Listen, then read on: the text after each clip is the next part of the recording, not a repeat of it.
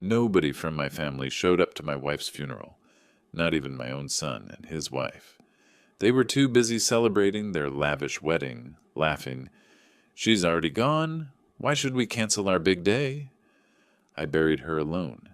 But the moment the service ended, my phone went insane with messages. "Dad, what have you done?" 47 missed calls in under 20 minutes.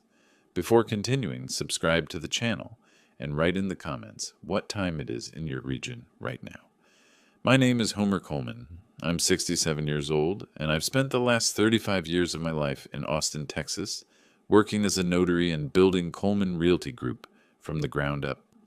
I always believed that family was everything, that blood was thicker than water, that you protect your own, no matter what. Funny how life has a way of teaching you that sometimes blood just makes a bigger mess when things fall apart. The call came early in the morning. My wife had passed away peacefully in her sleep after a long battle with cancer. 42 years of marriage, gone in a heartbeat. The doctors said it was a blessing she didn't suffer at the end. But when you lose the person who knew every corner of your soul, there's no such thing as a blessing. There's just emptiness. My son Jason is 34 years old. He's a financial consultant, the kind who wears expensive suits and talks about market opportunities over brunch. He wasn't always like this. I remember when he was 7, running to meet me at the door after work, his face covered in chocolate from sneaking cookies before dinner. I remember teaching him to ride a bike in our driveway, his mother watching from the porch with that smile that could light up the darkest room. But that was before Ashley Stewart entered his life 4 years ago. Ashley is beautiful in the way a diamond is beautiful, cold, hard, and expensive. She's 31, comes from money, and has never worked a day in her life unless you count managing social media accounts, showcasing her lifestyle. Her father, Richard Stewart, owns a chain of luxury car dealerships across Texas. Her mother, Patricia, lunches with the Austin elite and treats anyone below her tax bracket like furniture. From the moment Jason introduced Ashley to us, I saw what she was. My wife saw it too. We didn't say anything because we wanted Jason to be happy, and he seemed genuinely in love. The change was gradual, like watching paint peel. First, Jason stopped coming to family dinners. Then he moved into our house, my house, the one I'd paid off after 3 decades of work, claiming he needed to save for the wedding. Ashley moved in 2 months later, uninvited but unbothered. They took over the master bedroom on the 2nd floor, pushing my wife and me into the smaller guest room downstairs because the stairs were too hard on Mom's knees. My wife never complained. She just squeezed my hand and said, "It's fine, Homer. They're young." But it wasn't fine. Nothing about it was fine. I called Jason the day after his mother passed. He answered on the 4th ring, his voice distant. "Hey, Dad, I heard. Look, I'm really sorry, but Ashley and I are in the middle of something. Your mother died, Jason. I know, it's terrible. We'll talk later, okay?" He hung up, just like that. No questions about arrangements, no offer to help, no tears, nothing. Ashley didn't call at all. 3 days passed before I saw them in person. They came downstairs for breakfast while I was planning the funeral in the kitchen, surrounded by papers and phone numbers for florists and cemetery plots. Ashley breezed in wearing white linen, looking like she'd stepped out of a resort commercial. "Morning, Homer," she said, not meeting my eyes. "Is there coffee?" Jason followed, scrolling through his phone. He barely glanced at me. "Hey, Dad, you look tired." I stared at him, at this stranger wearing my son's face. "I'm arranging your mother's funeral." "Right, yeah." He nodded absently. "Listen, we need to talk about dates." Something in his tone made my stomach drop. "What about dates?" Ashley turned from the coffee maker, her smile perfectly practiced. "Our wedding is scheduled for March 29th. We've had this date booked for 8 months, Homer. The venue, the caterers, the photographer, everything's locked in. We've already sent out invitations to 200 people. I felt the room tilt. "March 29th is when I'm planning the funeral." Jason finally looked up from his phone. "Can't you move it? Maybe earlier in the week? Move your mother's funeral? My voice sounded strange, even to my own ears. Hollow. Ashley set down her coffee cup with a delicate clink. Jason and I talked about this. We understand this is hard for you, but Homer, she's already gone. Moving our wedding would cost us nearly $340,000 in deposits and cancellation fees. And honestly, what difference does a few days make? She won't know. The silence that followed was deafening. I looked at Jason, waiting for him to correct her, to stand up, to be the son I raised. He shifted uncomfortably, but said nothing. "You're not coming to your mother's funeral," I said slowly, making sure I understood. "It's not that we don't want to," Jason said quickly. "It's just the timing is really bad. Everyone's flying in from out of state. Ashley's parents spent a fortune on this wedding. We can't just cancel." Ashley stepped closer, her perfume overwhelming in the small kitchen. "You understand, don't you, Homer? You're a businessman. You know about sunk costs and commitments. This is our special day. Mom would have wanted Jason to be happy. Don't invoke her name. Don't you dare use her to justify this." But I didn't say that. Instead, I heard myself ask, "What about moving the wedding, even by 1 week?" Ashley's face hardened for just a second before the smile returned. "The Lakeway Resort doesn't have another opening for 6 months. And frankly, we're not waiting that long. We've already waited 4 years." Jason put his phone in his pocket, looking relieved the conversation was almost over. "Look, we'll visit her grave afterward. We'll bring flowers. We'll make it special. But Dad, you have to understand our position here." I understood perfectly. I understood that I had raised a son who valued a party more than his mother's memory. I understood that the woman he chose to marry had turned him into someone I no longer recognized. And I understood, with crushing clarity, that I was completely alone in this house that suddenly felt like a mausoleum. "Get out," I said quietly. Jason blinked. "What?" "Get out of my kitchen, both of you." Ashley's mask slipped entirely. "Excuse me. This is our home too, Homer. In fact, once you—" She stopped herself, but we all knew how that sentence ended. "Once you're gone, this will be ours." That's when I saw it. The barely concealed eagerness in her eyes. The impatience. They weren't grieving my wife's death. They were waiting for mine.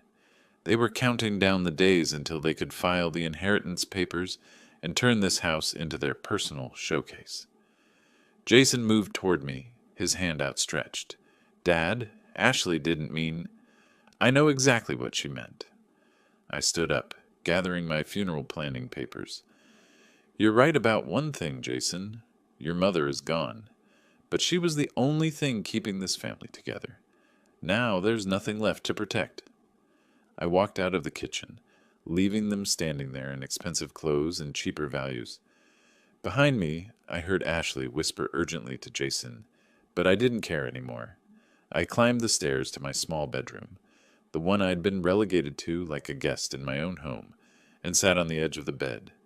My wife's reading glasses were still on the nightstand. Her book, bookmark at page 237, waiting for her to return. Her sweater hung over the chair, still holding the shape of her shoulders. And I realized that when I buried my wife, I'd be burying her alone. I didn't sleep that night. How could I?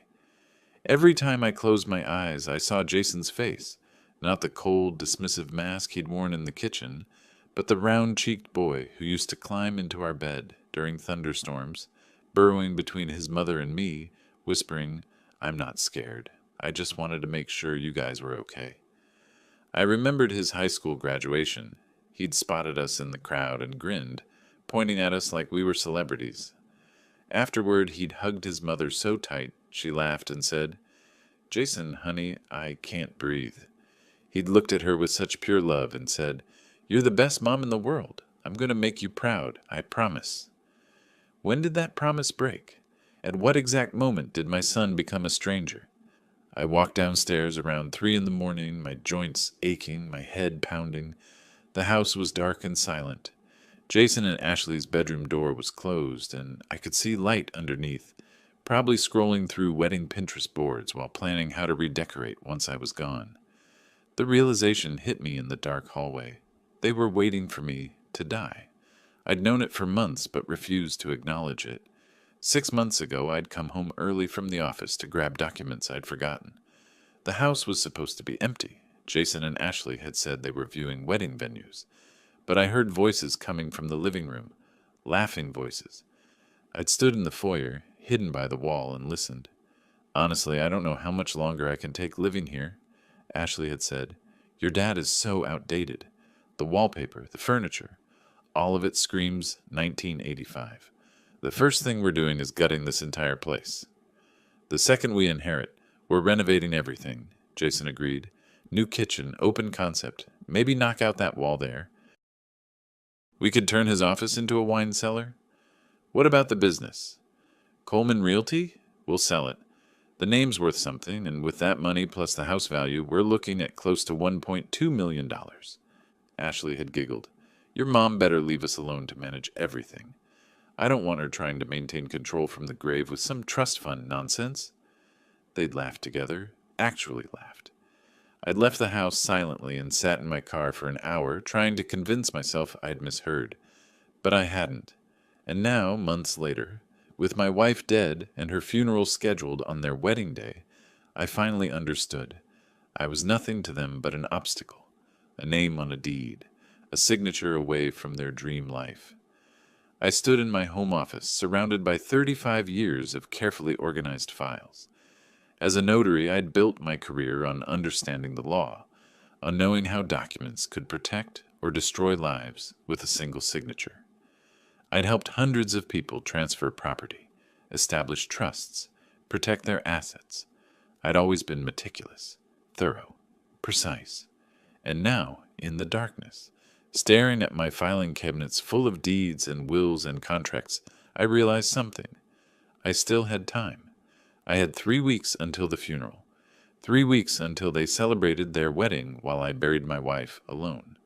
3 weeks to make sure they got exactly what they deserved. Nothing. I pulled out the files. Property deed for 2,847 Westlake Drive. My house, valued at $890,000. Articles of incorporation for Coleman Realty Group. My will, naming Jason as sole beneficiary. Bank statements showing joint accounts. Everything organized, everything ready to transfer smoothly to my son upon my death. Texas law is interesting when you really study it. Most people think estate planning only happens after death, but that's not true. A living person has absolute authority to transfer assets, create irrevocable trusts, and restructure ownership during their lifetime. The key word, irrevocable. Once signed, once notarized, once filed, it's done. No court can undo it. No lawyer can challenge it. Because I'm not dead, I'm very much alive, and I have every legal right to decide what happens to my money, my property, my life's work. My hands didn't shake as I began taking notes. Years of practice had taught me to compartmentalize emotion when working with documents. This was just another case file. Just another client who needed protection from greedy relatives. Except this time, the client was me. I remembered something my wife had said about 2 years ago when we'd first noticed Jason changing. We'd been sitting in this very office, and she'd touched my hand gently. Homer, maybe we should update the will, add some protections, a trust or something. He's our son, I'd said firmly. We trust him. She'd looked at me with those knowing eyes. I trust the boy he was. I'm not sure about the man he's becoming. I dismissed her concerns, told her she was worrying too much, that Jason was just going through a phase, that marriage would settle him down, that once they had kids, he'd remember what family really meant. I'd been wrong, she'd been right, and now she was gone, and I was alone with the consequences of my blind faith in blood relations. The sky was starting to lighten outside my office window when I finally leaned back in my chair. My notepad was filled with legal terminology, statute numbers, procedural requirements. The outline of a plan was forming, elegant, airtight, and absolutely devastating. If Jason wanted to celebrate on the day of his mother's funeral, fine. Let him have his party. Let him dance and drink expensive champagne and pose for Instagram photos with his calculating bride. But when the music stopped, when the last guest went home, when he finally bothered to check his phone, he'd discover that everything he'd been counting on, everything he'd been waiting for, every penny and property and promise of inheritance had vanished like smoke. Not through death, through life, through my life, my decisions, my legally binding right to protect what I'd built from those who saw it as nothing more than their future playground. I picked up my phone and scrolled through my contacts until I found the name I needed, Robert Mitchell, the estate attorney I'd worked with for 8 years. Professional, thorough, and most importantly, available for an emergency consultation. My finger hovered over the call button as the sun finally broke over the Austin skyline, painting my office in shades of gold and amber. Somewhere upstairs, Jason and Ashley were sleeping peacefully in the master bedroom they'd claimed, dreaming of their wedding day and their inheritance windfall. They had no idea the ground was about to shift beneath them. I pressed call. The phone rang once, twice. "Homer?" Robert's voice was groggy but concerned. "It's 6 in the morning. Is everything okay?" I looked at the files spread across my desk, at the notes I'd taken, at the plan I'd carefully constructed in the darkness. Outside, Austin was waking up to another beautiful Texas morning. Inside, I was waking up to something else entirely. Clarity. "Robert, I need to see you today. This morning, if possible. I need to create an irrevocable charitable trust, transfer property ownership, and restructure my entire estate. And I need it done before March 29th. There was a long pause. "That's 3 weeks away." "I'm aware." "Homer, this is about your wife's funeral, isn't it? And Jason's wedding?" "Yes." Another pause, longer this time. "I'll clear my schedule. Come to my office at 9. And Homer, bring every document you have. If we're doing this, we're doing it right." I hung up and sat in the growing light, feeling something I hadn't felt in months. Purpose. My wife was gone, and I couldn't change that. My son had chosen his path, and I couldn't change that either. But I could change what happened next. They wanted a wedding on the day of the funeral. They'd get their wedding. They'd get their party and their photographs and their expensive celebration. And then they'd get the bill for their choices. Not in money, though they'd lose plenty of that, but in understanding, in the cold, crushing realization that actions have consequences, that family means nothing if you're only interested in the inheritance, and that the old man they'd dismissed as a pushover had spent 35 years learning exactly how to make documents say what he wanted them to say. I gathered my files and prepared for my meeting with Robert. As I did, I caught sight of myself in the office mirror. I looked older, more tired, but something else too. Harder, more focused. "I'm sorry," I whispered to my wife's memory, "but I have to do this." The house creaked as Jason and Ashley began moving around upstairs. I could hear Ashley's voice, bright and cheerful. "We should finalize the seating chart today," I smiled. It wasn't a nice smile. Let them plan their perfect wedding.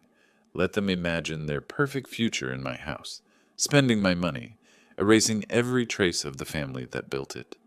They'd learn soon enough. The wedding was coming. But so was Judgment Day. Robert Mitchell's office occupied the 6th floor of the Frostbank Tower, with floor-to-ceiling windows overlooking downtown Austin. I'd been here dozens of times over the past 8 years, usually for straightforward estate matters, updating a will, notarizing documents, filing paperwork, but this morning felt different. This morning I wasn't here as a colleague consulting another professional. I was here as a man who'd finally stopped playing the victim. Robert looked up when his secretary showed me in. He was 52, still sharp despite the early hour, his suit jacket already on even though the sun had barely cleared the horizon. His eyes moved from my face to the banker's box I carried, filled with every document related to my assets. "Homer," he said carefully. "Sit down. Coffee?" "No, thank you." I set the box on his conference table. We have a lot of work to do. He studied me for a moment, and I saw recognition dawn in his eyes. He'd seen this transformation before, the moment when a person stops asking for fairness and starts demanding justice. Tell me everything. So I did. I told him about the conversation in the kitchen, about Ashley's cold calculation, about Jason's silence. I told him about the overheard conversation 6 months ago, about how they viewed me as nothing more than an inconvenient barrier to their inheritance. And I told him about the wedding, scheduled for the same day as my wife's funeral. When I finished, Robert leaned back in his chair, his expression unreadable. Then he said quietly, "Homer, are you sure about this? Jason is your only son." The words hung in the air between us. I'd been waiting for this question, had prepared myself for it during the sleepless night, but hearing it out loud still stung. "I had a son," I said, my voice cold and level.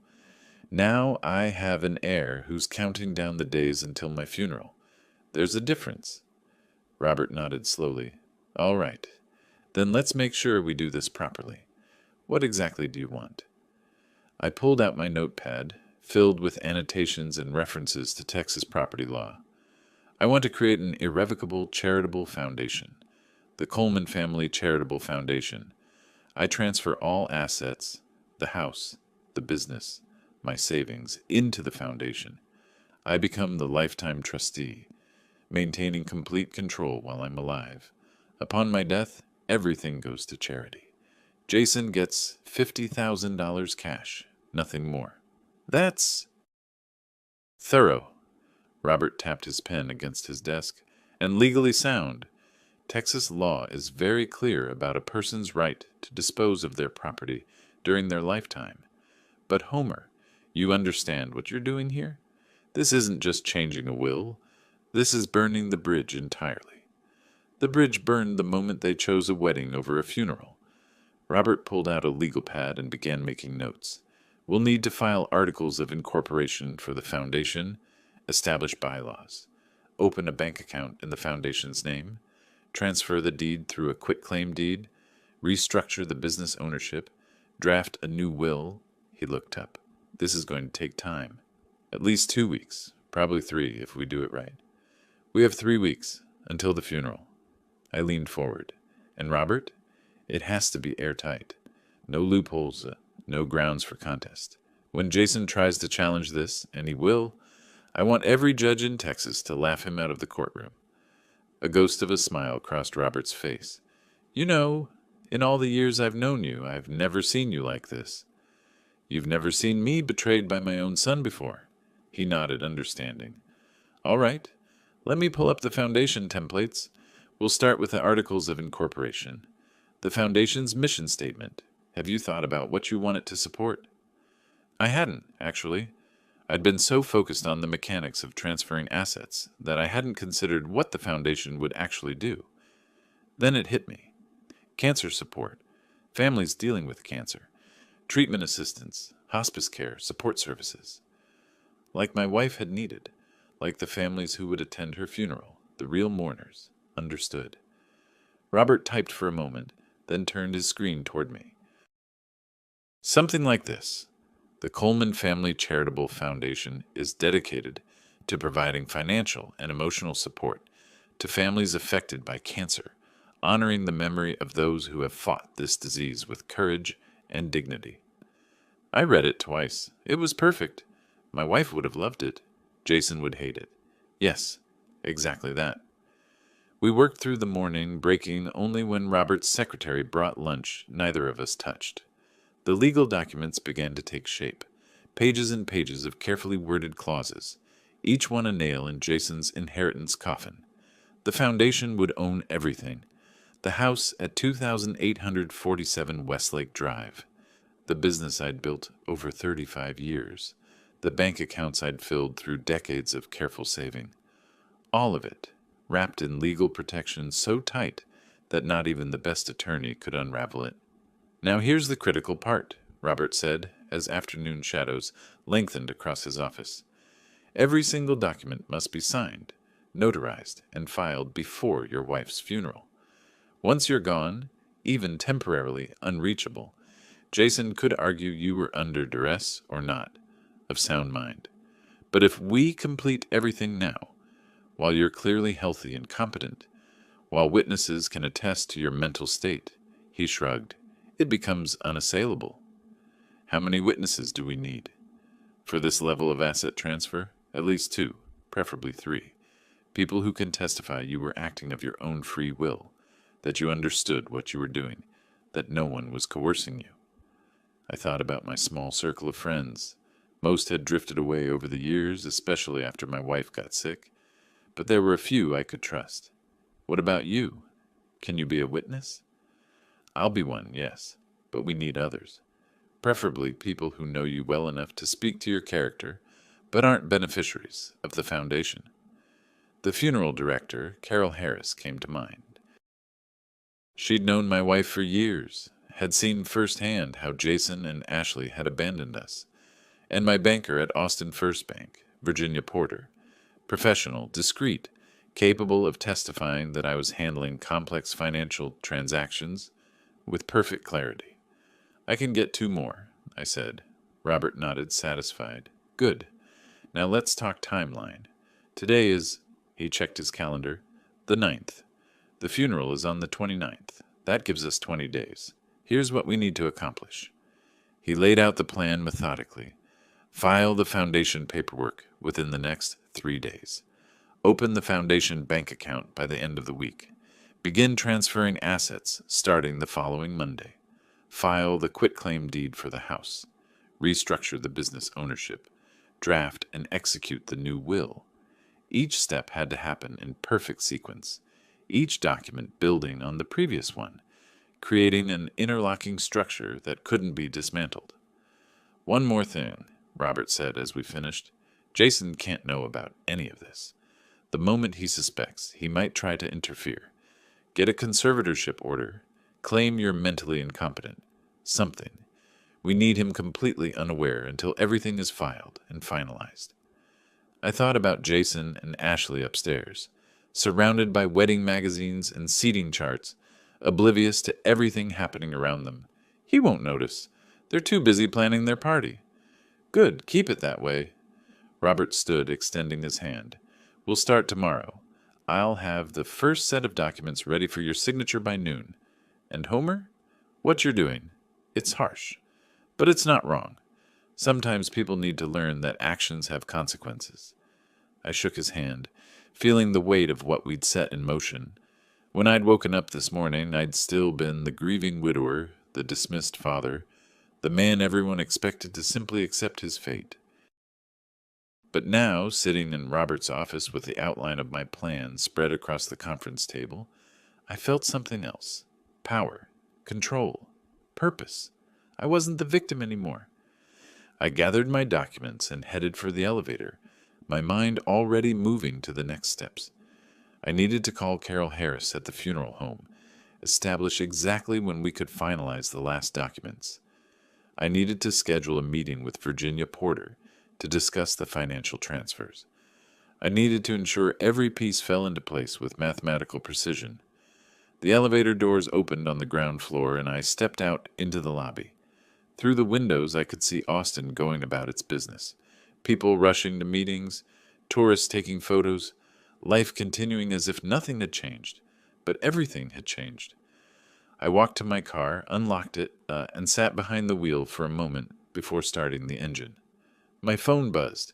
A text from Ashley. Homer, can you pick up champagne for the engagement party Friday? Something expensive. The Stewarts are coming. Thychicks. I stared at the message. The casual entitlement. The assumption I'd jump to serve their needs while they ignored mine. The complete absence of any acknowledgement of what I was going through. I typed back, of course, then added a champagne emoji, just to really sell it. Let them have their engagement party. Let them celebrate and toast and feel confident in their future. Every moment they spent in blissful ignorance was another moment I spent building the trap that would close around them. I started the car and pulled out of the parking garage. As I drove home through the Austin streets, I found myself almost looking forward to the next few weeks. Not because I enjoyed what I was doing. There was no joy in destroying your son's expectations, but because for the first time since my wife died, I felt like I had control over something. They'd made their choice. Now they'd live with mine. The next morning, I returned to Robert's office and signed the first set of documents. Articles of incorporation for the Coleman Family Charitable Foundation. Bylaws establishing me as lifetime trustee. Board structure, just me, with authority to appoint additional members at my discretion. The Foundation's mission statement, honoring my wife's memory while ensuring Jason would never profit from it. Robert notarized each signature, his seal pressing into the paper with satisfying finality. These will be filed with the Texas Secretary of State today. By tomorrow afternoon, the Coleman Family Charitable Foundation will legally exist. How long until we can start transferring assets? We need the Foundation's federal tax ID number first. That'll take a few days, but we can start preparing the other documents now. He pulled out another stack of papers. The quitclaim deed for the house. This one's critical. It transfers ownership from you personally to the Foundation. Once filed with the county recorder's office, the house is no longer yours to pass on to anyone. I picked up the document, reading through the legal language. To have and to hold the premises herein, granted unto the said Coleman Family Charitable Foundation, its successors and assigns forever. Forever. Such a final word. Sign here, Robert indicated, and initial here, here, and here. My pen moved across the paper, each signature another step toward justice, or revenge. Maybe they were the same thing. Over the next week, I fell into a rhythm. Mornings at the office, working through the usual real estate transactions, maintaining the appearance of normalcy. Afternoons with Robert, signing documents, structuring the foundation, building the legal framework that would protect everything I'd built from the vultures circling overhead. And evenings at home, watching Jason and Ashley plan their wedding with an enthusiasm that would have been touching if it weren't so grotesque. I'd started noticing things I'd previously ignored, small things that suddenly seemed enormous, like how Ashley never once asked how I was doing. Not a single, "Are you okay?" or "This must be so hard." Just demands disguised as requests. "Homer, can you move your car? The caterer needs that spot." "Homer, we need the master bathroom this weekend for the makeup trial." "Homer, could you maybe spend Saturday at your office? We're having our wedding party over for champagne." Or how Jason had started referring to the house as ours in conversations with vendors. "We're renovating the kitchen after the honeymoon. Our living room gets beautiful afternoon light," as if I'd already died and signed the deed over. One evening I was in my small bedroom, the guest room they'd relegated me to, when I overheard them talking in the hallway. "Do you think he'll actually move out after the wedding?" Ashley asked. "He'll have to," Jason replied. "We can't raise kids with him hovering around. Besides, once we inherit, we can set him up in one of those nice retirement communities, the ones with activities and stuff. God, that would be perfect. Then we'd have the whole house to ourselves." "Exactly. And honestly, at his age, it's probably better for him. More social interaction, medical care on site. It's really the responsible thing to do." They were planning my life like I was a piece of furniture to be stored. The worst part? Jason actually believed he was being considerate. I didn't confront them. What would be the point? Instead, I made a note to accelerate the timeline with Robert. Several days after my first meeting with Robert, I met with Virginia Porter, my personal banker at Austin First Bank. Virginia was 45, precise, and refreshingly discreet. I'd worked with her for 12 years. Through business expansions and personal investments, she knew every detail of my finances. "Mr. Coleman," she said, closing her office door, "I was so sorry to hear about your wife." "Thank you, Virginia." I set my briefcase on her desk. "I need to make some significant changes to my accounts." Her professional mask slipped just slightly. "Changes?" I explained what I needed. "Close the joint account I shared with Jason, the one where I'd stupidly added him as a co-owner 3 years ago. giving them access to $45,000 of my money, transfer $680,000 from my personal savings into the new foundation account, restructure my business accounts to reflect the new ownership structure. Virginia listened without interrupting, her fingers flying across her keyboard as she took notes. When I finished, she looked at me carefully. Mr. Coleman, these are substantial changes. Are you certain? Completely certain? And your son, Jason, is still listed as beneficiary on several of these accounts. When we make these changes, those designations will be removed. He'll be notified. Not if we transfer everything before the notifications go out. I pulled out the timeline Robert and I had created. If we execute all transfers on the same day, the notifications won't hit his email until after everything's complete. By the time he realizes what's happened, it'll be too late to stop it. Virginia studied the timeline, then studied me. I could see her putting the pieces together. The wife's recent death, the son being cut out of the accounts, the urgency of the timing. She was smart enough to understand what was happening without needing it spelled out. When do you want to execute? She asked. 4 days before the funeral. We'll transfer everything in one coordinated effort. House deed, bank accounts, business ownership, all of it. I leaned forward. Virginia, I need this to be perfect. No delays, no errors, no second chances. She nodded slowly. I'll prepare everything. We'll schedule a morning appointment that day. Bring photo ID and all relevant account numbers. The transfers will be instantaneous, but the notifications will be batched for end of business. That gives you about 8 hours before your son knows anything's changed. 8 hours is plenty. As I left the bank, my phone buzzed. Jason, hey Dad, Ashley and I are meeting her parents for dinner tonight. We told them you'd pick up the check since you couldn't make it. Cool? I hadn't known about the dinner, hadn't been invited, but apparently I was expected to pay for it. I texted back, sure, then made a note of the amount I'd give him. It would be the last money he'd ever get from me. The wedding preparations intensified as the date approached. Every evening I'd come home to find the house transformed.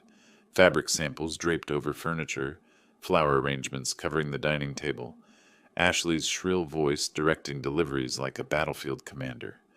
No, no, the peonies go in the east room. The roses are for the foyer. Don't you people understand basic directions? I'd slip past them to my bedroom, to my office, to my workshop in the garage.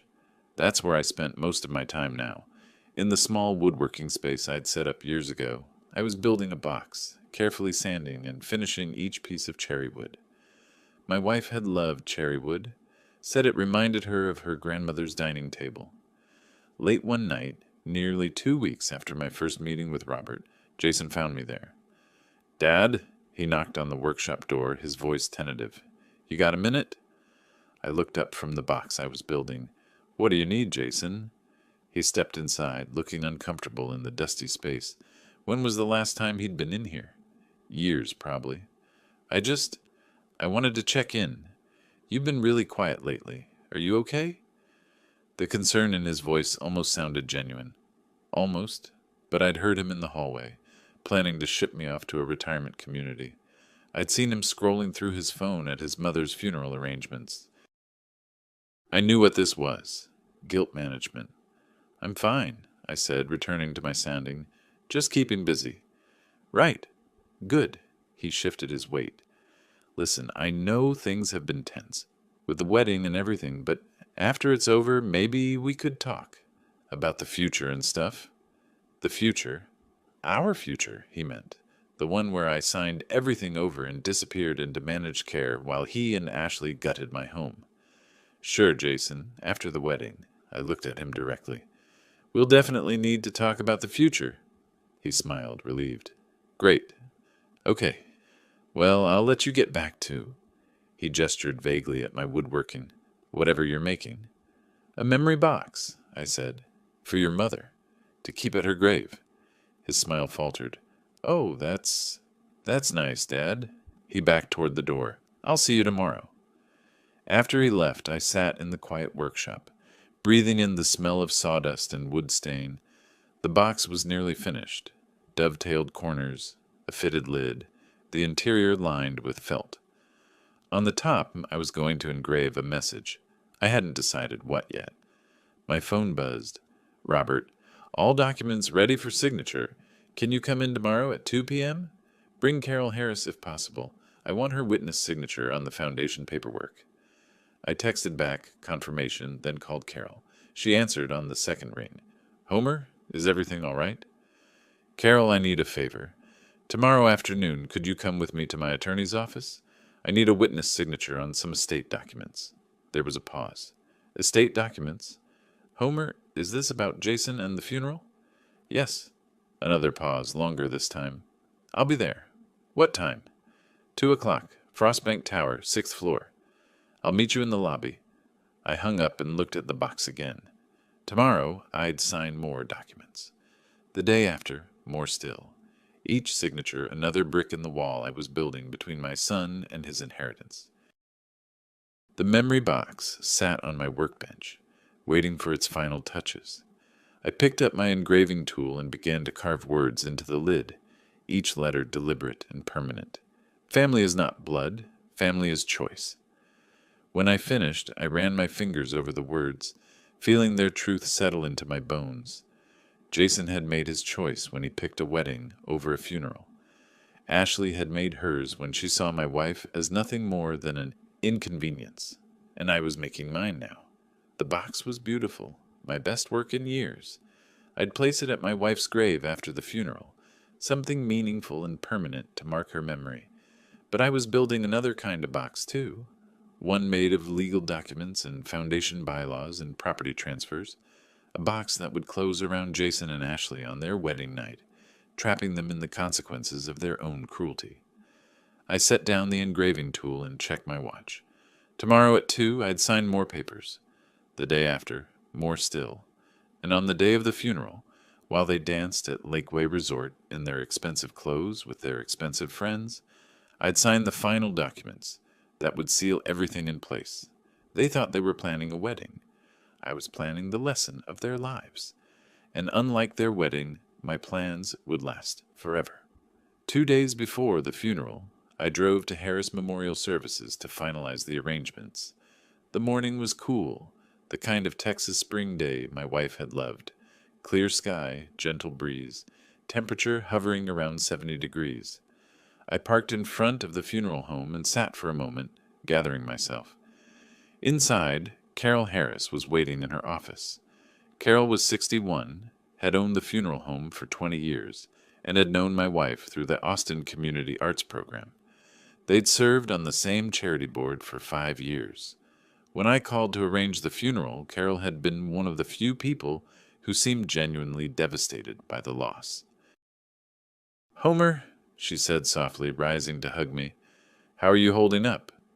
"I'm managing." I set my briefcase on her desk. "Everything ready for Saturday?" "Yes. The service is scheduled for 10 in the morning. I've arranged the flowers you requested, white roses and lilies. The program is printed. The cemetery plot is prepared." She hesitated. "Homer, I have to ask, is your family really not coming?" I met her eyes. "No, Carol, they're not coming. They have a wedding to attend." Her face tightened with anger. "On the same day as the funeral? I don't even have words for that." "I do, but they're not appropriate for a funeral home." I opened my briefcase. "Carol, I need to ask you a favor. A legal favor." She looked puzzled. "Legal?" I pulled out the folder of documents Robert had prepared. "I need a witness for some estate paperwork. It's perfectly legal. Texas law allows notarization and witnessing at any location, including funeral homes. I need someone who can testify, if asked, that I was of sound mind, acting of my own free will and under no duress." Carol's expression shifted from confusion to understanding. "This is about Jason, isn't it? What he's doing to you.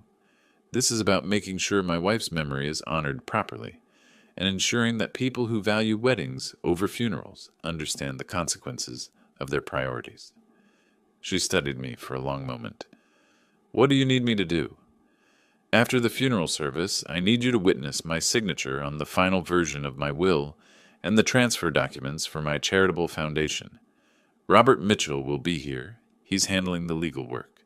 Virginia Porter from Austin First Bank will be the second witness. You'd be the third. When you say final version, I'm leaving Jason $50,000. Everything else goes to the Coleman Family Charitable Foundation, which will support families dealing with cancer, like my wife dealt with cancer. Like Jason should have dealt with his mother's cancer instead of planning a wedding. Carol's eyes filled with tears, but she nodded firmly. I'll be there. And Homer? Good for you. That boy needs to learn that family means more than money.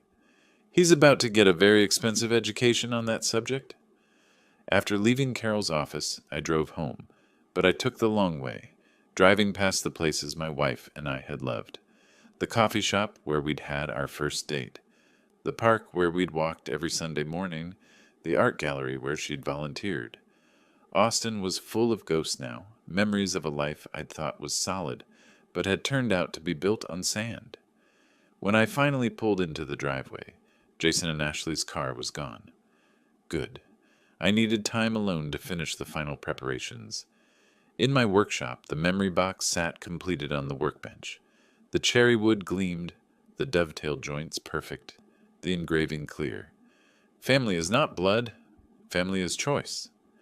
I ran my hand over the smooth surface, then placed my wife's favorite photograph inside, the two of us on our 25th anniversary, standing on the beach in Galveston, her head on my shoulder, both of us laughing at something long forgotten. I closed the lid gently. My phone buzzed. Ashley. Homer, we're moving to the hotel tonight for the wedding prep. The rehearsal dinner is tomorrow evening. You're not invited. It's just wedding party and immediate family. See you after the honeymoon. I read it twice. See you after the honeymoon. As if I'd still be sitting here, waiting for them to return, ready to sign over my house and business like a good little father who knew his place. I texted back, have a wonderful evening. Then I opened my briefcase and reviewed the timeline one final time. Tomorrow evening, while they were at their rehearsal dinner, I'd be finalizing the last financial transfers with Virginia. The next morning, during the funeral, I'd sign the final documents with Robert and Carol. By noon, everything would be filed, notarized, and completely irrevocable. By 9 that evening, while they were celebrating at the reception, the notification emails would hit their inboxes like a series of legal bombs. The beauty of it was its simplicity. Everything I was doing was perfectly legal. A person has the absolute right to dispose of their property during their lifetime. The foundation was legitimate, would do genuine good in the community, and couldn't be challenged. Jason could hire the best lawyers in Texas, and they'd all tell him the same thing. His father had the legal right to give away every penny while still alive. That evening, I heard them moving around upstairs, packing for the hotel. Ashley's voice drifted down, bright and excited. Make sure you pack the blue tie and the cufflinks my father gave you. Jason responded with something I couldn't hear, but his tone was happy, relaxed, completely unburdened by grief or guilt or any awareness that his world was about to shift on its axis. They came downstairs around 7, both dressed casually but expensively, pulling matching designer luggage. Ashley wore white jeans and a silk blouse. Jason had on the kind of sweater that costs more than most people's weekly groceries. We're heading out, Dad, Jason said, not quite meeting my eyes. The hotel is holding our rooms. I looked up from the newspaper I'd been pretending to read. The funeral is at 10 in the morning, at Harris Memorial Services. Ashley's smile never wavered. We know, Homer, but like we said, it's our wedding day. We have to be at Lakeway Resort by noon for photos. There's just no way to make the timing work. I understand, I said calmly. You've made your priorities clear. Jason shifted uncomfortably. Dad, don't be like that. We'll visit Mom's grave next week. We'll bring flowers and everything. Next week, after the honeymoon. After the Instagram posts and the thank you cards and the first blissful days of married life. When visiting your mother's grave was convenient. I hope you have a beautiful wedding, Jason. Something in my tone made him pause. You're okay, right? You're not going to do anything weird? Weird, like changing my will and transferring all my assets to a charitable foundation. That kind of weird? I'm fine, son, just tired, grieving. You understand. Ashley was already at the door. Come on, Jason, we need to get to the hotel. The wedding coordinator is meeting us at 8. Jason hesitated, looking at me with something that might have been concern or might have been guilt. Okay. Well, we'll see you in a few weeks, I guess, after the honeymoon. Actually, Jason, I think we'll be seeing each other much sooner than that. He frowned. What do you mean? I smiled. For the first time in 3 weeks, I smiled genuinely. You'll understand soon enough. Enjoy your rehearsal dinner.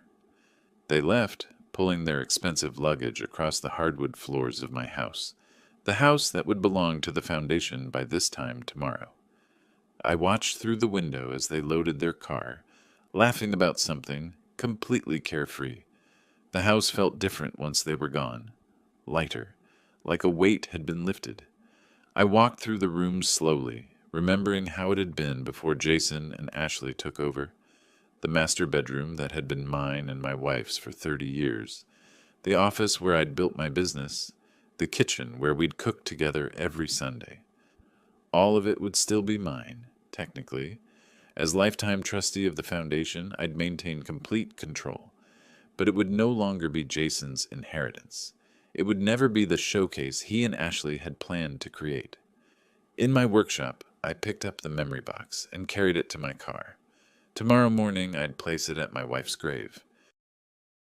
Tomorrow afternoon, while Jason and Ashley cut their cake and danced their first dance, I'd return to this empty house and wait. Wait for the notifications to arrive. Wait for the phone calls. Wait for the moment when they finally understood that the old man they'd dismissed, the grieving widower they'd found so inconvenient, the father they'd relegated to a guest room in his own house, that man had been 3 steps ahead of them the entire time. I sat in my workshop one last time, surrounded by sawdust and the smell of wood stain. My tools hung on their designated hooks. My projects sat in various stages of completion, everything in its place, everything organized and controlled, just like my revenge. The morning of the funeral, I woke at dawn. The house was silent in that particular way that houses are when you're completely alone. Not peaceful exactly, but expectant, waiting. I dressed carefully in my dark suit, the one I'd worn to my daughter's graduation 20 years ago, back when Jason was still someone I recognized, the tie my wife had given me for our 40th anniversary, the cufflinks that had belonged to my father. I drove to Harris Memorial Services at 9, an hour early. The morning was bright and clear, exactly the kind of day my wife would have wanted. Carol was already there, directing the placement of flowers in the chapel. Homer, she said quietly, the ceremony will be beautiful, I promise. Thank you, Carol. Robert arrived at 9:30, carrying his briefcase filled with the final documents. Virginia Porter came 10 minutes later, her expression somber and professional. And scattered throughout the next 20 minutes, 5 elderly couples arrived, friends from my wife's cancer support group, people who'd actually cared about her, who'd visited during the hard months, who'd sat with us in waiting rooms and held our hands through the worst of it. 10 o'clock came. The service began. I sat in the front row looking at my wife's casket covered in white roses, and behind me stretched 8 empty chairs, reserved for family, for Jason, Ashley, Richard, Patricia, and the wedding party that should have been a funeral party. 8 empty chairs that screamed louder than any eulogy. During the service, my phone vibrated. I glanced at the screen. Jason. Dad, the wedding is starting in 4 hours. Can't believe this day is finally here. I turned the phone off and slipped it into my pocket. After the brief service, after the readings and the music my wife had chosen years ago, we moved to a small conference room at the back of the funeral home. Robert spread the documents across the table with practiced efficiency. This is it, he said quietly. The final will, leaving Jason $50,000 cash, with the remainder of your estate passing to the Coleman Family Charitable Foundation. The foundation transfer documents, making it official owner of all property, and assets. The power of attorney assignments. Everything. Carol and Virginia stood as witnesses, both understanding the gravity of what they were observing. Just to be clear, Robert said, once these are signed and filed, they're irrevocable. Jason will have no legal grounds to contest. The foundation will own everything. You'll maintain control as lifetime trustee, but upon your death, everything passes to charity. Jason gets his $50,000, and not a penny more. I understand completely, I said. I've never been more certain of anything in my life. I signed. Robert notarized. Carol and Virginia witnessed. Each document received the same treatment. Signature, seal, witness, done. The stack grew smaller as the legal protections grew stronger. Finished, Robert finally said. He checked his watch. It's 11:30. I'll file these electronically within the hour. The county recorder's office will have the deed transfer by 1 p.m. The bank transfers will complete by 2 p.m. I've programmed the notification emails to send at 9 p.m. tonight, right about when their reception should be in full swing. Perfect, I said. Carol touched my arm. Homer, are you sure you don't want to tell him before the wedding? Give him a chance to... To what? Apologize? Beg? Try to manipulate me into changing my mind? I shook my head. He made his choice when he scheduled his wedding on his mother's funeral. Now he gets to live with the consequences. Virginia nodded approvingly. Sometimes people need to learn lessons the hard way. We buried my wife at 1 p.m. The cemetery was quiet, the grass green from recent rain. I placed the memory box at the base of her headstone, and the handful of us who'd actually cared about her said our final goodbyes. By 2 p.m., I was home. The house felt enormous and empty, but it was my emptiness now, not Jason's. I made coffee and sat in my office, watching the clock on my phone. At 2:45, a text arrived from someone at the wedding, one of my wife's friends who Jason had invited, not knowing she'd come to the funeral. A photograph of the reception venue. Jason and Ashley stood under an elaborate flower arch, both radiant, smiling like they'd never been happier. The caption read, "Beautiful ceremony. They look so in love." I stared at the photo, at my son who should have been burying his mother, but was instead cutting a 5-tier cake. At Ashley, who dismissed my wife as inconvenient, but was now posing for pictures that would go in albums and on walls. I set a timer on my phone. 6 hours and 15 minutes until 9 p.m. The afternoon stretched out. I tried to read, couldn't focus. Tried to watch television, couldn't sit still. Finally, I went back to my workshop and started sanding a piece of oak, just for something to do with my hands. More photos arrived throughout the afternoon. The first dance, the toasts. Jason's face flushed with champagne and happiness. Ashley's designer dress catching the light. The Lakeway Resort looked spectacular. $340,000 worth of spectacular. 5 p.m. 4 hours to go. 6 p.m. 3 hours, 7 p.m. 2 hours until their world shifted. At 8:30, my phone rang. Robert, everything's filed and processed, he said. The notifications are queued. At 9 p.m. exactly, they'll receive emails from the bank, from the county recorder's office, from my firm, and from the foundation. All at once. The subject lines alone will probably give him a heart attack. Good. Homer, last chance. Are you absolutely? I've never been more certain of anything. All right. Then justice is about to be served. I'll call you tomorrow to see how it went. I hung up and checked the timer. 1 hour and 28 minutes. I made myself dinner, leftover casserole that one of my wife's friends had brought, ate mechanically, tasting nothing, cleaned the kitchen, checked the timer. 1 hour and 4 minutes.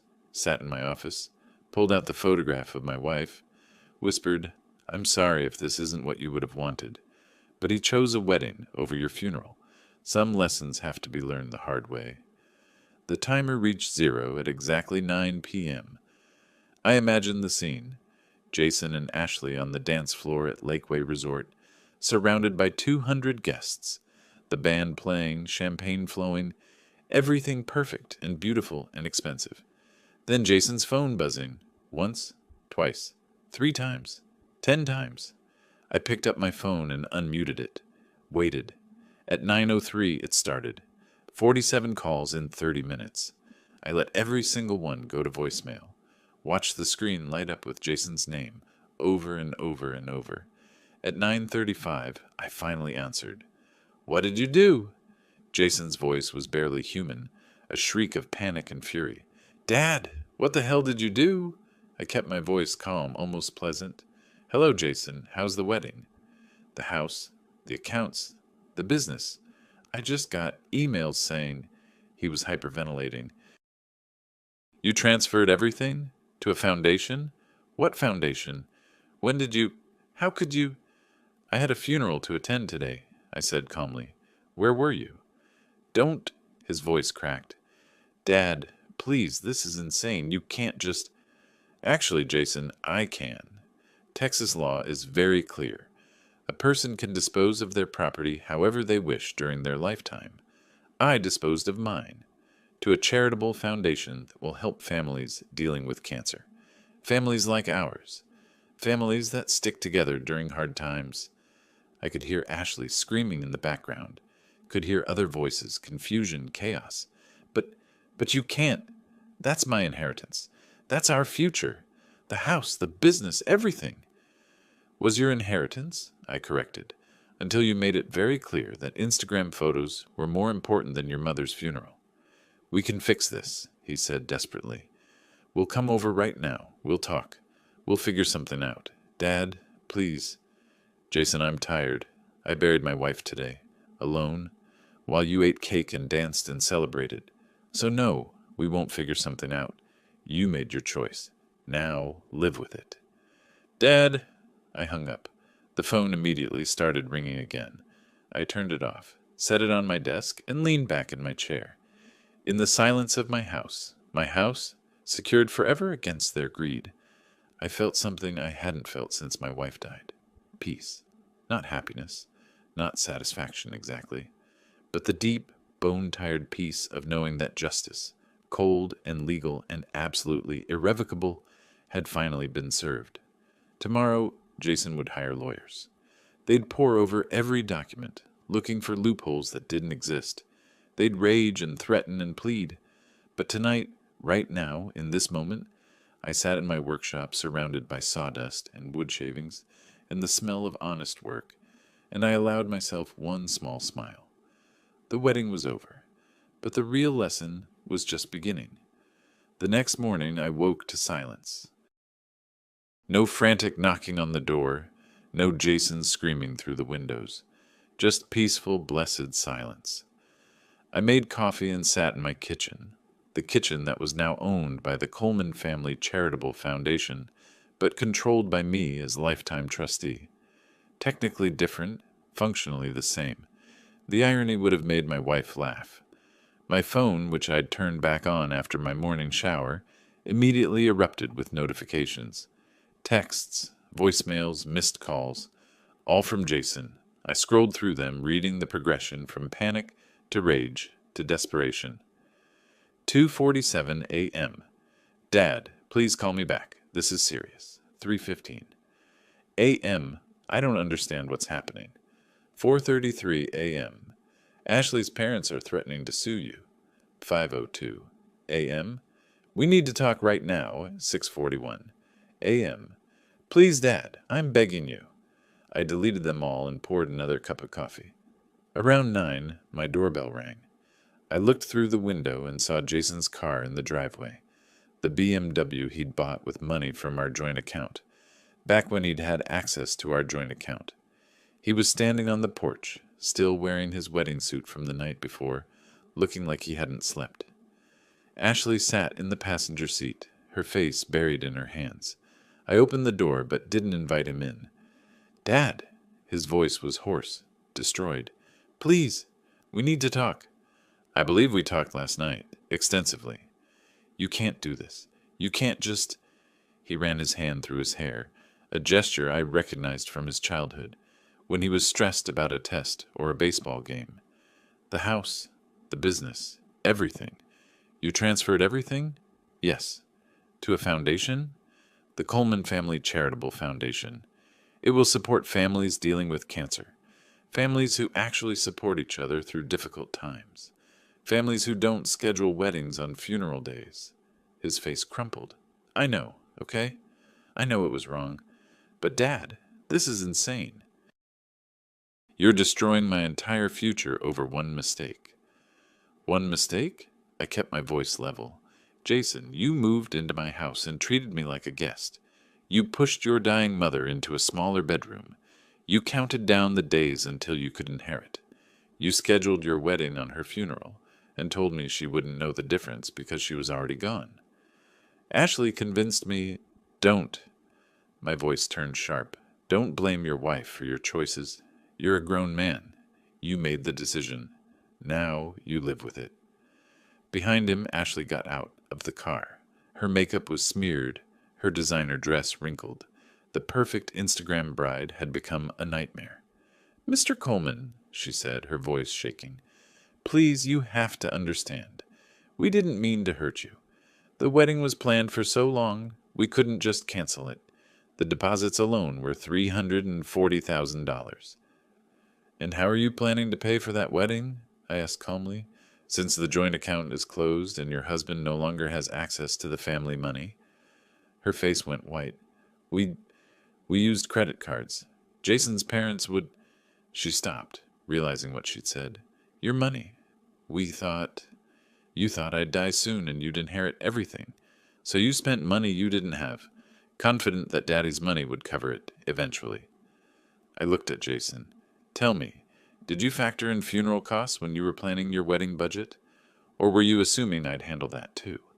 Jason's mouth opened and closed like a fish gasping for air. No sound came out. We can fix this, Ashley said desperately. We'll move back in. We'll take care of you. We'll be a family again. Just please, please, reverse the foundation transfer. I can't reverse it even if I wanted to. That's what irrevocable means. The foundation owns everything now. I'm simply the trustee who manages it. Then resign as trustee. Ashley's voice rose to a shriek. Make Jason the trustee. Give him control. I almost laughed. The foundation bylaws specify that I'm the sole trustee for life. Upon my death, control passes to a board of directors I've already appointed. Carol Harris from the funeral home, Robert Mitchell, my attorney, and 3 directors from Austin Cancer Support Services. None of them are named Coleman. Jason sank onto the porch steps, his head in his hands. I've lost everything. No, I corrected. You still have $50,000 coming to you from my will. That's more than many people start with. You also have your job, your education, and your new wife. You haven't lost everything. You've just lost the inheritance you never earned. Ashley turned on Jason, her perfect mask finally shattering. You said he was controllable. You said he was too old and too sad to fight back. You said we'd have everything after he died, and he could die any day at his age. The words hung in the air like poison.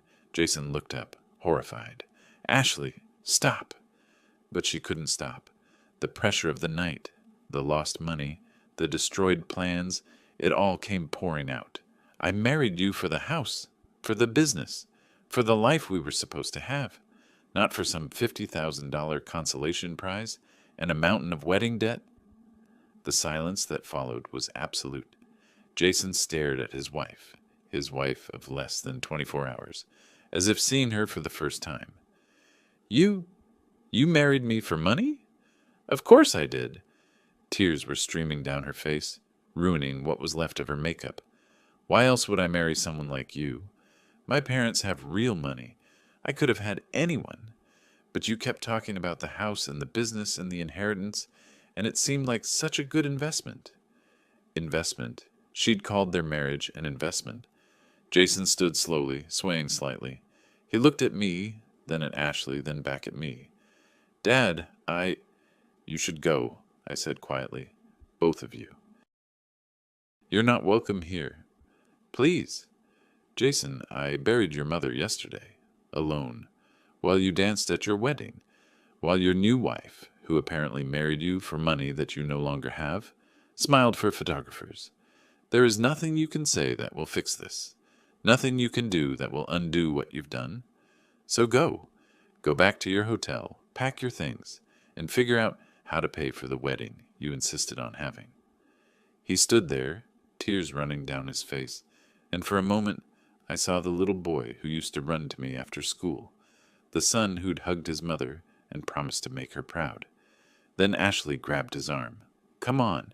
We need to call Marcus Thompson. Dad's a lawyer. He'll know what to do." Marcus Thompson? I knew the name, an aggressive attorney who specialized in estate disputes. They'd already planned their legal strategy, probably started researching lawyers the moment they got the notification emails. "Call whoever you want," I said. "Spend whatever you don't have on legal fees. It won't change anything. The documents are filed, notarized, and completely legal. Texas law is on my side. But Shar waste more money, trying to prove otherwise." I stepped back inside and closed the door, locked it. Through the window, I watched Jason and Ashley return to their car, watched them sit there for 10 minutes, arguing, watched Ashley's face twist with rage and disappointment, watched Jason slump lower and lower in the driver's seat. Finally, they drove away. I called Robert. "I assume you've had visitors," he said without preamble. "How did you know?" "Because Marcus Thompson called me an hour ago, threatening to file suit for undue influence, mental incompetence, and fraud. I told him to go ahead and waste his client's money. Every document was prepared by a licensed attorney, witnessed by 3 credible witnesses, notarized according to Texas law, and filed with all proper authorities. There's no case. Will he try anyway?" "Oh, absolutely. He'll file something, probably a motion to freeze the assets pending investigation. It'll cost Jason $25,000 just for the filing. The judge will dismiss it, probably within a week, but Thompson will get paid regardless." "Good," I said. And I meant it. Let Jason pay for lawyers who couldn't help him. Let him drain his credit cards trying to undo what couldn't be undone. Every dollar he wasted was a dollar he'd earned through his own choices. "How are you holding up?" Robert asked. "Better than I expected. I thought I'd feel guilty. But I don't. I feel peaceful." "That's justice," Robert said. "Real justice. Not revenge, consequence. He made his choices. Now he gets to live with them." After we hung up, I sat in my office and did something I hadn't done in weeks. I smiled. Really smiled. The kind of smile that comes from deep satisfaction, from knowing you've done the right thing, even when the right thing is hard. My wife's photograph sat on my desk, and I picked it up. "He's going to fight," I told her. "He's going to hire lawyers and make threats, and try everything to break the foundation. But it won't work. I made sure of that. I'm sorry if this isn't what you would have wanted. But he chose a wedding over your funeral, and some lessons can only be learned the hard way." The photograph didn't answer, of course, but I like to think she understood. 4 days after the wedding, Marcus Thompson filed his lawsuit. The petition was 40 pages of legal theatrics, claiming I was mentally incompetent, that I'd been unduly influenced, that the foundation was fraudulent, that Jason deserved his rightful inheritance. Robert called me the moment he received it. "It's garbage, pure theater. But it'll tie things up in court for a bit." "How long?" "Judge will probably dismiss within 2 weeks. But Thompson knows that. He's just milking Jason for legal fees. Let him. The real damage wasn't the lawsuit. It was what happened around it. Word spread fast in Austin. The legal filing was public record, and within days, everyone knew. Homer Coleman's son had skipped his mother's funeral for his own wedding, and the father had responded by cutting him out of the inheritance completely. The story spread through the real estate community like wildfire. Jason's reputation as a financial consultant collapsed overnight. Who would trust their money to a man who'd valued a party over his mother's funeral, who'd been outmaneuvered by his own father, who was now suing that father in a desperate attempt to reclaim money he'd never earned? I heard through mutual acquaintances that Jason had lost 3 major clients in the first week, then 5 more. His firm had quietly suggested he take a temporary leave of absence. "Corporate speak, for you're toxic. Please disappear." Ashley's parents, the Stewarts, had their own problems. Their social circle, the wealthy Austin elite, had turned on them. Patricia Stewart had been quietly uninvited from her regular charity lunches. Richard found his business contacts suddenly unavailable for golf. The message was clear. You raised a daughter who treated a grieving widower like an ATM, and we don't associate with people like that. 5 days after the wedding, Ashley filed for annulment, claiming fraud. She argued that Jason had misrepresented his financial situation. The irony was spectacular. She'd married him for money, discovered there was no money, and now wanted to pretend the marriage never happened. Jason called me that night. I didn't answer, but I listened to the voicemail. "Dad," his voice was broken, barely audible. "Ashley's leaving. Her parents hired a lawyer. They're saying I tricked her into marriage, that I promised her a life I couldn't deliver. The wedding still isn't paid for. We owe the venue, the caterers, everyone. My credit cards are maxed. The firm put me on leave. My clients are gone. I'm losing everything." Pause. "I know you don't care. I know this is what you wanted. But Dad, I'm your son. Doesn't that mean anything?" I deleted the voicemail. The next day, Jason and Ashley showed up at the house again. This time, they had a locksmith with them. I watched from my office window as Jason explained to the locksmith that this was his house, that his father had illegally locked him out, that he needed access immediately.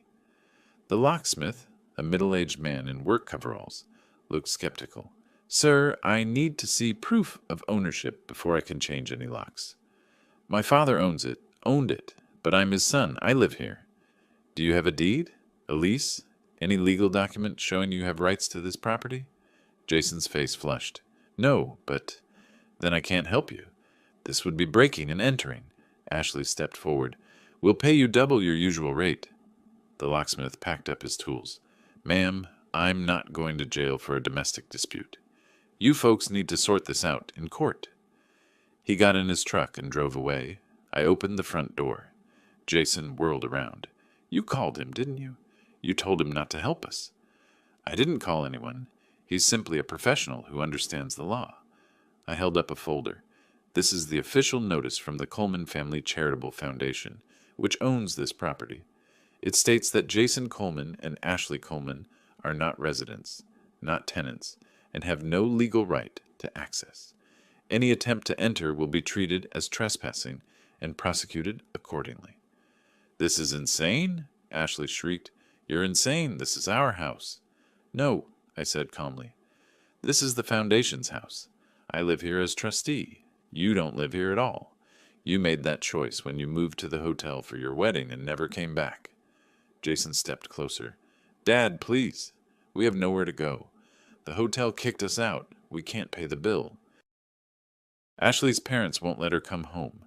My apartment lease ended 3 months ago when I moved in here. We're homeless." "You're not homeless. You're temporarily without housing. There's a difference. And there are resources available. Shelters, assistance programs, friends who might help." "Friends?" Jason laughed bitterly. "I don't have friends anymore. You've made sure of that. Everyone knows what happened. Everyone's talking about how I skipped Mom's funeral, how I got cut out of the inheritance. I'm a joke in this city." "You made yourself a joke, Jason. I simply enforced consequences." Ashley grabbed Jason's arm. "Come on. We're wasting our time. Marcus said we should try to get a temporary restraining order against him, force him to give us access while the lawsuit proceeds." "Good luck with that," I said, "since I've broken no laws, made no threats, and simply exercised my legal right to control property I legally manage." They left, Ashley practically dragging Jason to the car. I watched them drive away, wondering how long it would take before they gave up entirely. 2 days later, Marcus Thompson called Robert directly.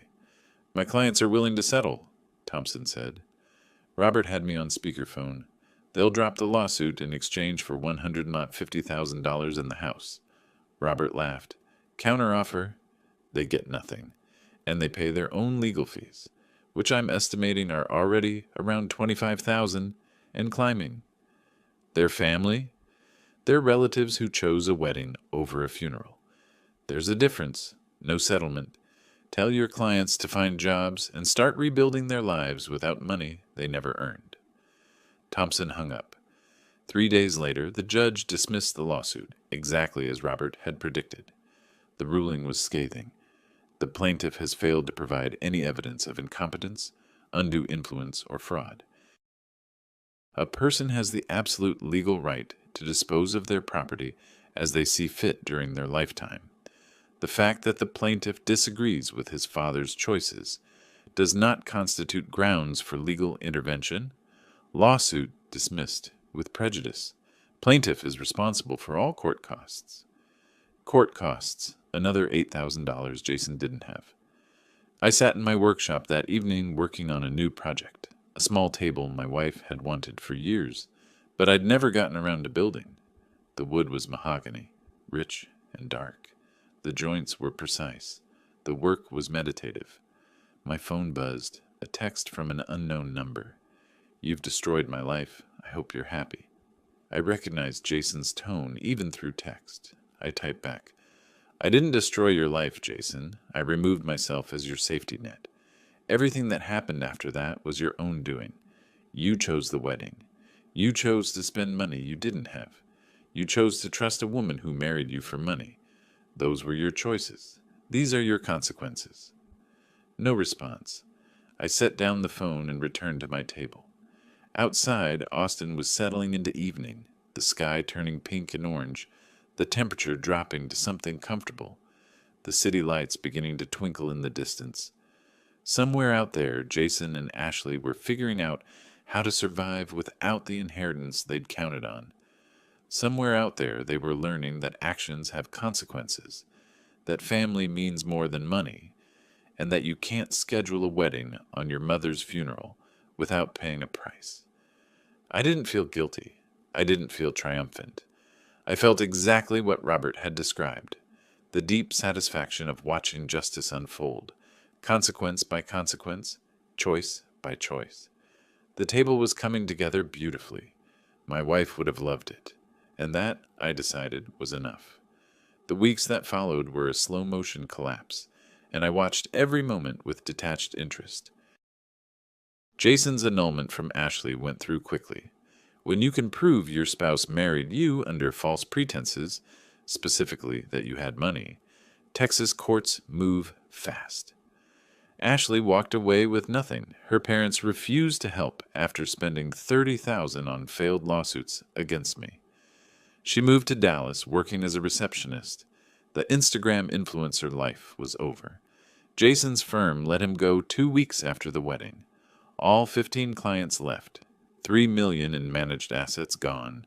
Word spread in the financial world.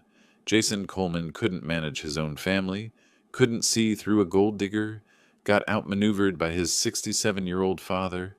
Not exactly inspiring confidence. The wedding bills kept coming. Venue, $85,000. Catering, $43,000. Photographer, $12,000. Flowers, $18,000. Every vendor sued or demanded payment plans Jason couldn't afford. His credit collapsed within a month. I learned this through Robert and Virginia at the bank, who saw Jason's desperate attempts to open accounts, apply for loans, anything to stay afloat. "He's drowning," Robert said over coffee. "And he did it to himself?" "Yes," I said simply. 3 weeks after the wedding, a letter arrived from Margaret, my wife's friend. She'd seen Jason at the grocery store buying ramen, looking terrible. When she spoke to him, he broke down crying in aisle 7, saying he'd lost everything and finally understood what he'd done. I read it 3 times, then set it aside. Understanding doesn't undo actions. Regret doesn't resurrect the dead. Later that week, Jason appeared at my door. Different this time. Not demanding, not angry, just hollow. "I'm not here to ask for anything," he said. "I needed you to know I understand now. What I did, what I lost, what I threw away." I didn't invite him in, but didn't close the door. I got a job in Houston. Insurance claims. $42,000 a year. Renting a room for $500 a month. Sold my car. Bought a used Honda. Paying off the wedding debts $50 at a time. "Good," I said. "I'm not asking for forgiveness. I don't deserve it. I just wanted you to know I'm not the same person who scheduled a wedding on Mom's funeral day. I'm trying to be someone she'd be proud of, even if it's too late." He turned to leave, then stopped. "The foundation, what you're doing with Mom's money, helping cancer families, it's beautiful. She would have loved it." After he left, I stood in the doorway for a long time. Part of me, the part that remembered the 7-year-old who loved chocolate cookies, felt something that might have been sadness, but it was buried under layers of betrayal. Empty funeral chairs, a wife buried alone. Maybe someday that part would grow large enough to forgive, but not today. I returned to my workshop and finished the table I'd been building. Precise joints, smooth finish, sturdy enough to last generations. I'd give it to Carol for the funeral home's consultation room. 3 weeks later, Virginia called. Jason came in to close his accounts. He's leaving Austin permanently, moving to Houston. He asked me to tell you he's sorry. Thank you, Virginia. Are you okay? I thought about it. My wife was dead. My son had betrayed everything. My family was broken. But I sat in a house I controlled, managing a foundation helping hundreds, surrounded by friends I'd chosen. Yes, I said, I'm okay. And I was. Not happy, but at peace. Justice served. Consequences delivered.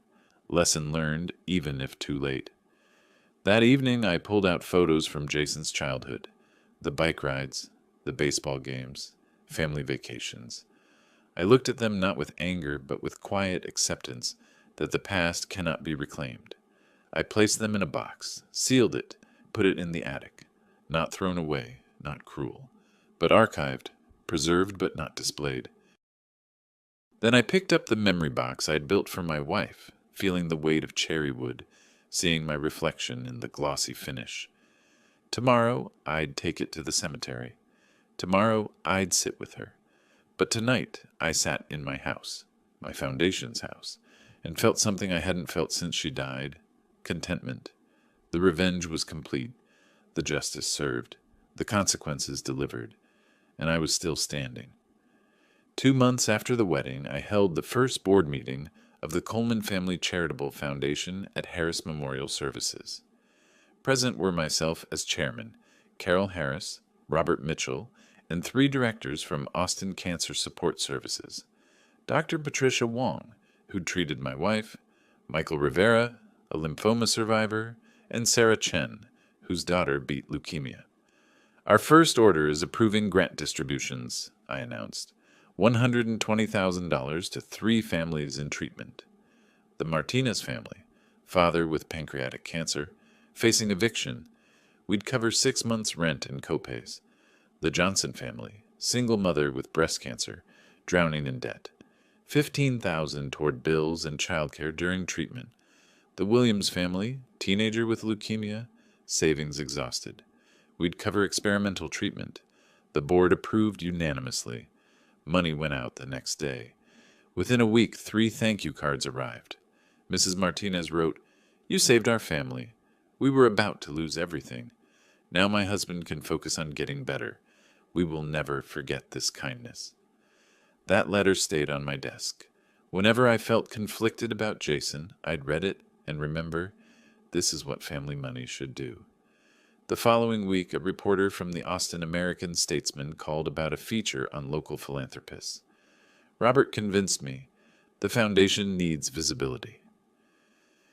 The interview happened in my living room. The reporter asked about my wife's battle, the foundation's mission, and carefully, "Your son wasn't at the funeral. Is he involved?" "No," I said simply. "My son made certain choices. The foundation represents different values." The article ran Sunday front page. Austin philanthropist creates foundation to honor wife's memory. It mentioned the funeral family hadn't attended, the foundation's mission the families helped. It didn't name Jason, but Austin knew. Within days, donations poured in, $20, $50, $100 from people moved by the story. Within a month, 43,000 in unsolicited donations arrived. Jason's reputation became toxic, the son who chose a wedding over his mother's funeral. Austin society made its judgment clear. In early May, Jason's final letter arrived. Dad, I'm not asking for forgiveness or money. I just want you to know I finally understand. Too late, but I understand. Mom deserved better. You deserved better. I was a monster who thought I deserved things I hadn't earned. The foundation is beautiful. She would be so proud. I hope someday I can be someone she'd be proud of, too. I'm sorry. Not because I lost the money, I deserved that, but because I lost you, and I earned that too. Jason. I read it twice, then placed it in my desk drawer. Not thrown away, not displayed. Just acknowledged. Perhaps someday I'd respond, perhaps not. Either way, justice had been served. That week I visited my wife's grave with flowers and the memory box. I placed it at her headstone, engraved words facing up. Family is not blood. Family is choice. I sat in the grass. I did it, I told her. The foundation's helping families. Your memory is making a difference. A breeze stirred the trees. I like to think it was her, approving. Jason understands now. Too late, but he understands. I don't know if I'll forgive him. Maybe someday. But today I'm at peace knowing justice was served. I stayed until sunset, then drove home where Carol and Robert waited for coffee. They'd become my real family, the family I chose. As I pulled up, I saw them through the window, Carol laughing at something Robert said. Good people, honest people, people who stood by me. Inside, Carol handed me coffee. Homer, another donation came in. $10,000, anonymous. The note said, for families who actually take care of each other. I smiled genuinely. Let's put it to good use. That evening, planning how to help more families, I felt something settle in my chest. Not happiness, that would take time, but satisfaction, peace, the contentment of knowing I'd done the right thing. Jason lost his inheritance, but I gained something more valuable. I'd honored my wife's memory properly, taught a lesson that needed teaching, created something lasting from grief and betrayal. The foundation would continue. Families would be helped. And somewhere in Houston, Jason was learning to build a life on merit instead of inheritance. Looking at my wife's photograph, I felt her approval, not for punishing Jason, but for turning pain into purpose. I raised my coffee in silent toast. To her, to justice, to consequences, to hard lessons that shape us. The wedding was over, the inheritance gone, the family broken, but justice had won. Not through forgiveness, but through the simple truth that actions have consequences, and sometimes the best revenge is living well, while helping others do the same. I smiled at the photograph, then joined Carol and Robert in the kitchen. There was work to do, families to help, a foundation to build, and for the first time in months, I was genuinely looking forward to tomorrow. If you like this story, please like this video, subscribe to the channel, and share your impressions of this story in the comments. To listen to the next story, click on the box on the left. Thank you for watching.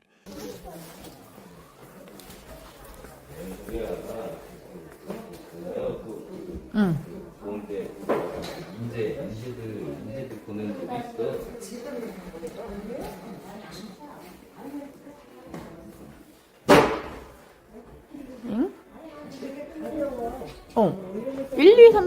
6으로 뭘 하는 건데? 1이 나오면 뭐고 2가 나오면 뭐고? 진짜 모르는데.